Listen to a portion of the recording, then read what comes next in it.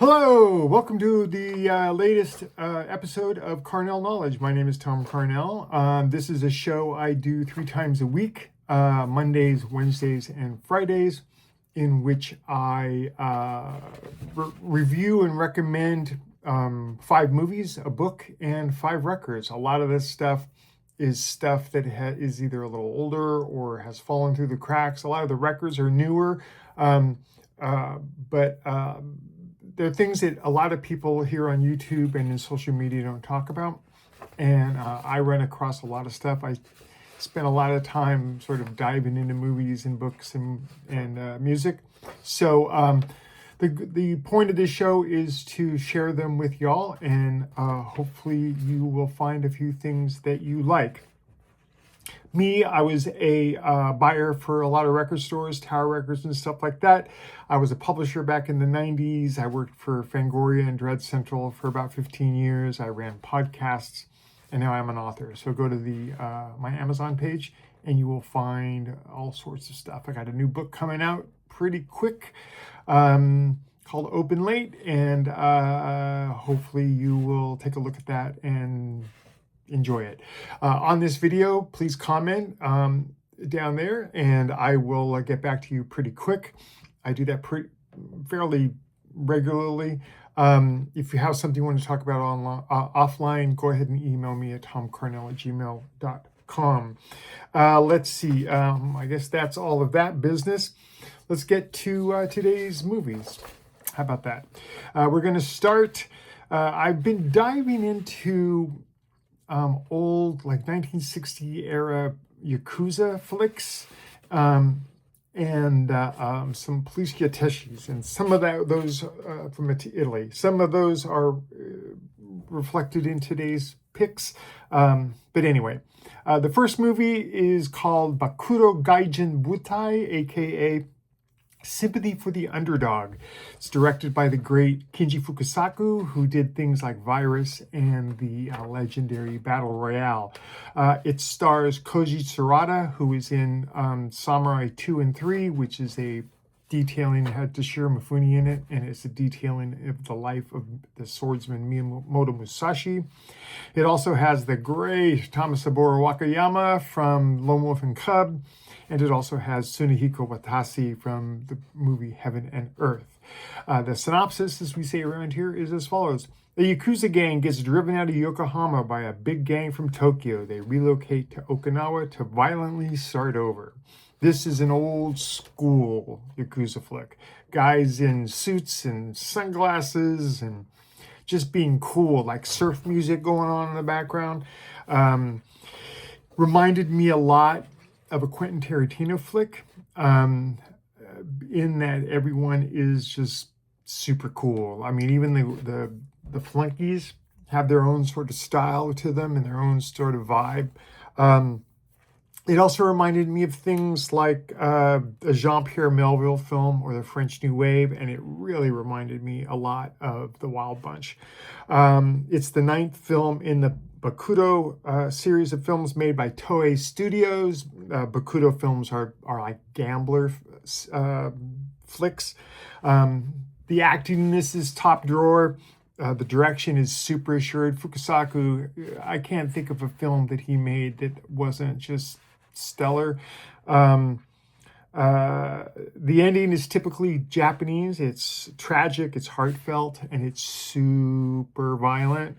I really enjoyed this flick a lot, and this is kind of the one that started me down the path of like, oh yeah, I used to watch a lot of Yakuza flicks and a lot of Shambara and Judageki, but I had fallen out of that fashion, and this film really brought home to me, oh yeah, I love those movies. And so you'll undoubtedly be hearing about a lot of those things coming up in the weeks to come.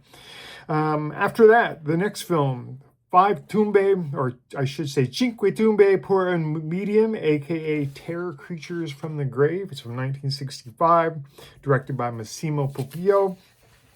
Stars Walter Brandy, who is in Bloody Pit of Horror, Morella Maravita, and the always wonderful Barbara Steele. It's about a lawyer who arrives in a castle to fix the estate of its recently deceased owner. The owner's wife and daughter reveal that his spirit is wandering around the castle with evil intentions.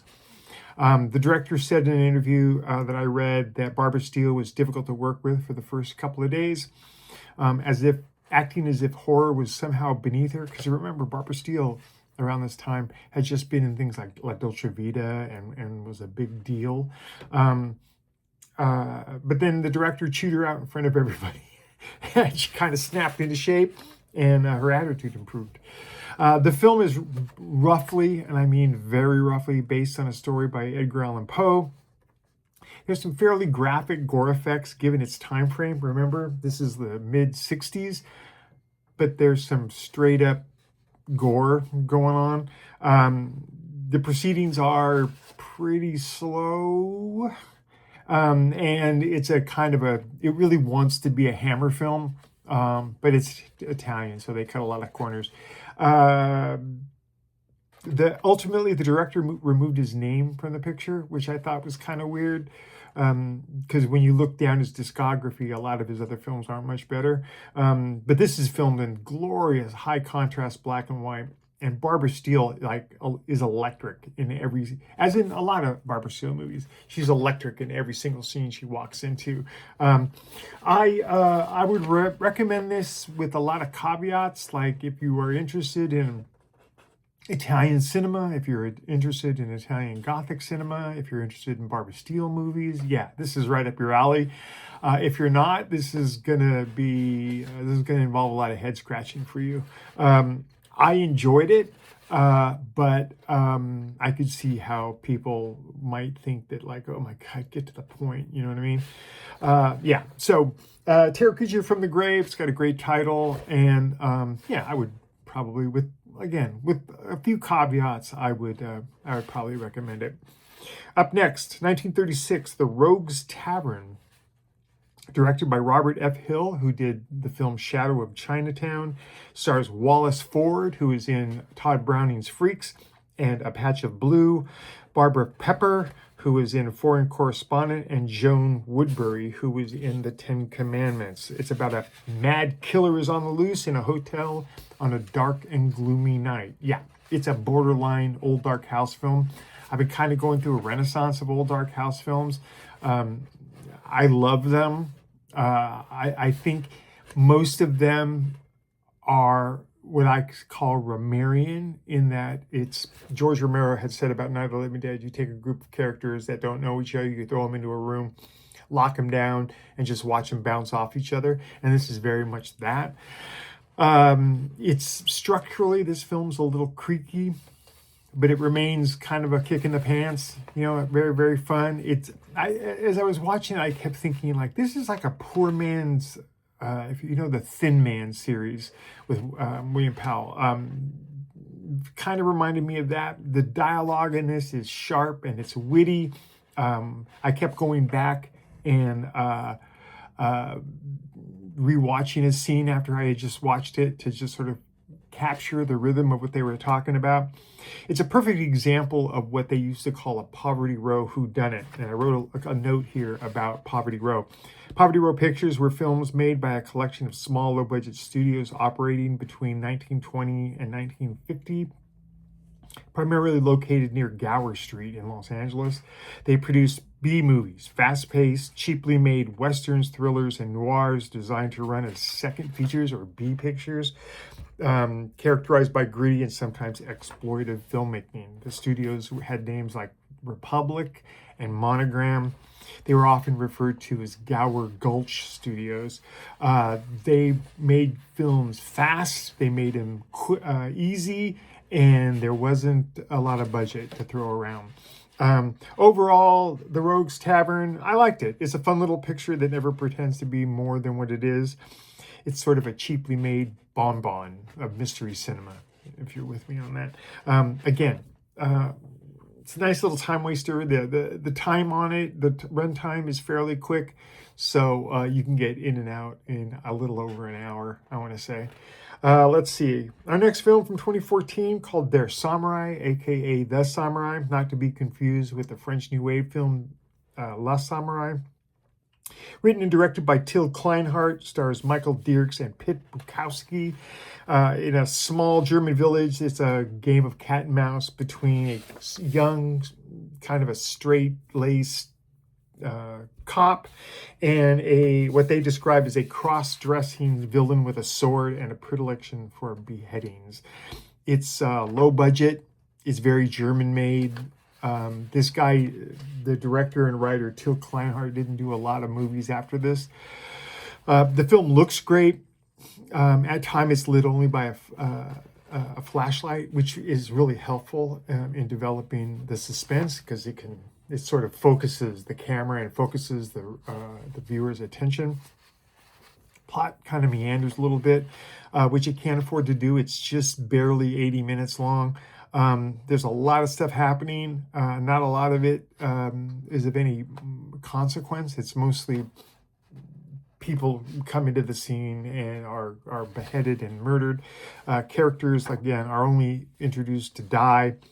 At times, it's an odd vibe to this film. At times, there is a lot of homoeroticism between the villain and the cop, and then right around the corner, it all turns sort of homophobic and transphobic, which is, it's hard to take. It's at some point, it's like there's no point at all why they put the villain and aka the killer in a dress. It does nothing to give us any character development. It does nothing to help explain why he's doing what he's doing. It just sort of is to make him seem, I don't know, different. Not comfortable with a lot of that kind of stuff. One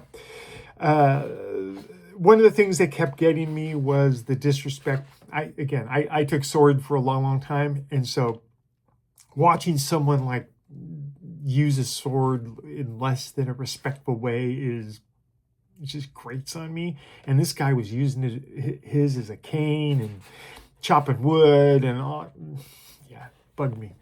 Film wants to be a lot more profound than it is. Again, it keeps getting tied up in those clashing of the homoeroticism and the homophobia.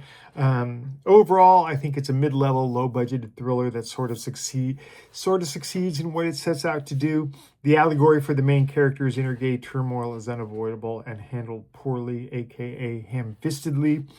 I would recommend this if you're a German film enthusiast, or you have a thing about guys beheading people with swords.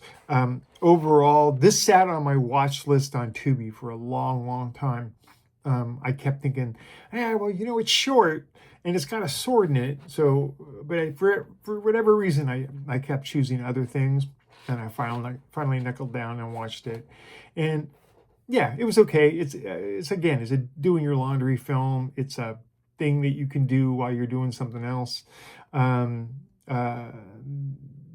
None of it is particularly outstanding, but it is, again, those shots with the flashlight are kind of cool, and the guy definitely knows how to set up an image, Let's see, moving on. 1972, La Casa de las Muertos Vivientes, a.k.a. an open tomb, an empty coffin, a.k.a. I saw this under the name The Night of the Scorpion, directed by Alfonso Balcazar, stars Jose Antonio Amor, Daniela Giordano, and Nuria Torra. Has to do with a young widow with his new wife returns to the mansion where his first wife died under strange and unexplained circumstances. First two acts of this relationship two acts of this film is more relationship drama than it is the giallo that it's purported to be. But that last act kind of kicks into gear, and it gets pretty interesting after that. There's a stepmother in here that keeps trying to seduce her stepson, and that's just creepy and uncomfortable. But remember, by 1972, a lot of the steam had gone out of the Italian giallo. It was now, the genre was sort of moving over to Spain. and it took a while for them to hit their strides, and this film is kind of an example of that. It's not terrible, but it's saved from obscurity by that last murderous final act. Overall, I call this a mediocre time waster, and sort of delivers, and then the credits roll. It's not something I think anyone needs to rush out and see, but it's good. It was enjoyable. It just wasn't, didn't set my world on fire. Let's see, moving on to books. Today's book is by Arthur Machen. It was the copy I have. I had written down 1994, but that ain't right. I think that's when the edition that I had. This is from like the late 1800s, early 1900s. Has to do with the doctor who performs an experiment on a young woman that goes horribly wrong. It allows her to see the supernatural world of the god Pan. Years later, a mysterious woman named Helen Vaughn appears, and a series of increasingly strange events follow. Sinister woodland rituals, disappearance, and suicides. Initially, this was a book that was denounced as decadent and horrific. It has since become a classic in its genre. I've read a lot of praise from certain people like Stephen King and H.P. Lovecraft and Oscar Wilde love this book. It's a foundational work of weird fiction, gothic horror, and decadent literature, blending sci-fi with elements of supernatural horror. The story is said to have heavily influenced Bram Stoker in the writing of Dracula. It supposedly influenced Peter Straub in Ghost Story, and it definitely influenced Guillermo del Toro with Pan's Labyrinth. Again, the language of this is going to be a little stilted for most of today's audiences, but again, I talk about this a lot on the show. You got to understand your history before you can prognosticate the future, especially of genre. So this is stuff like the work of Henry James and Manly Wade Wellman and those kind of people who it's fundamental stuff. You got to read it, and in order to sort of get that foundational understanding of genre. I got it on my Kindle for a buck or two, and it's a fairly quick read. So yeah, I do recommend it, just like I recommend a lot of really old Gothic literature stuff. But again, young people are going to probably be a little frustrated. But yeah, it's a great book. Yeah, enough said. Moving on to records. A lot of stuff this week. A lot of it is new, and let's get to it. First record is by a band called Parlor Greens. The album is called Emeralds. It was released, I think, just last week. It's on Coal Mine Records. If you know anything about Coal Mine Records, that should say it all. They're a great label. They're one of those labels that you can pretty much, if you see it on the back, you want to pick it up. The band has a fantastic organ player named Adam Sloan. This is heavy soul and funk. Think like bar or party music. It's funky. It's what they used to call stanky. And fantastic. It reminded me of things like Sam Freibush, Lucas DeMulder, the Devin Lamar organ trio, Poets of Rhythm, Grey Boy All-Stars, the Budos Band, and Medeski, Martin, and Wood. This is a great record. I found this purely by chance, and it was because I watch a lot of crate diver videos, and someone was like, I have no idea what this is, but I picked it up because it looked cool, and I was like, huh. And when I listened to it, I was like, sold. You know what I mean? Up next, another record that just came out last week. Todd Mosby. The album is called American Heartland. This guy's from Missouri, and the music is, if you think jazz, folk, new age, rock, blues, and all in a blender. Very much relaxation music. Very chill, but it's also pretty awe-inspiring. He's a great player. think. It reminded me of things like Pat Metheny, John Fahey, Leo Kottke, Will Ackerman, Bruce Beckfar, and a lot of the acoustic guitar players that were on Windham Hill. There are 2 cover songs on this thing. One is a version of Joni Mitchell's Both Sides Now, which is pretty good, pretty great. And then there's an unexplainable version of Wichita Lineman that my wife loves that song. And when it came on, she asked me to please fast forward or at least skip that. It befuddled me why it would be included, but there you go. Moving on, another record just came out last week. The artist, there are 2 artists. One's name is Neba Solo and Benego Diakite. The album is called A Gin and a Hunter Went Walking, the Complete Sessions. So Neba Solo, aka Soliman Traore, is based in Malia, West Africa.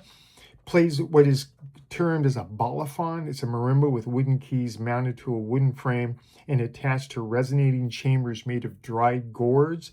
Trained in the Sinufu tradition. And then Benego Diakite plays what is called a Donzo Ngoni, or a hunter's harp, rooted in the Wasalu region. This is sincerely grounded. There's a sincerely grounded quality to the music. It's very, very traditional and very different from what you're probably used to listen to. But give it a shot. In the description of this video, there are links to all of these records. Give it a shot. I really enjoyed this record. I thought it was just absolutely unique and pretty fantastic. But again, it's not something that you're probably used to listening to. But I believe in you. So take a chance on it. Let's see. Our next record, another one that just came out maybe a week ago. Manu Delago, who's an Australian hang drum player, and a guy named Max ZT, who plays hammered dulcimer. The record is called DEUCE. This is a deeply inspirational record, very chill and introspective. It's like a clash of cultures in a way, but it's music for really quiet listening, for meditation or reading or just sort of relaxing. It reminded me of things like Penguin Cafe, John McCutcheon, Dan Ladram, Rich Mullins, and at times it really reminded me of both Dead Can Dance, and it also reminded me of I had reviewed the Vangelis Irene Pappas records, and it reminded me of that as well. This was a terrific album. Didn't really know what I was getting into when I hit play, but man, was I glad I did. I really enjoyed this one a lot. And then our last record from 2019, the group is called Southern Avenue. The record is called Keep On. We're going to change the mood a little bit. This is Southern Avenue are a gospel, blues, soul, 5, sometimes 6-piece band from Memphis. They were called in an article I read as the most talked about band in Memphis. Very much blues with dynamic vocals. Just absolutely fantastic. Reminded me a lot of the releases on Stax Records, if you remember Stax. Soulful, ecstatic, just absolutely fantastic. A terrifically rendered record. Some of the names that kept coming to my mind were Tedeschi Trucks, Marcus King, Lake Street Drive, Larkin Poe, and even like older Pointer Sisters. Good stuff all the way around. And they have a couple of records out. And when I grabbed this one, I grabbed another one that's newer. Its name is slipping my mind. But they're a fantastic band. And all of these records I highly, highly recommend. And that's going to do it. I'm not sure if there is I'm doing a special episode this week. I don't remember. I got a lot of stuff going on right now with the release of the new book. But if so, swell, join me then. If not, I'll be back on Monday with a whole new batch of stuff I'm working on. A lot of Felicia Teshi's. I just saw a great documentary on surf music. And I'm always pulling in new albums to share with y'all. So again, like and share this video if you would. If you haven't subscribed, come on, man. It really helps me out. So that's it. I hope you have a good weekend, and until I see you next, have a good time.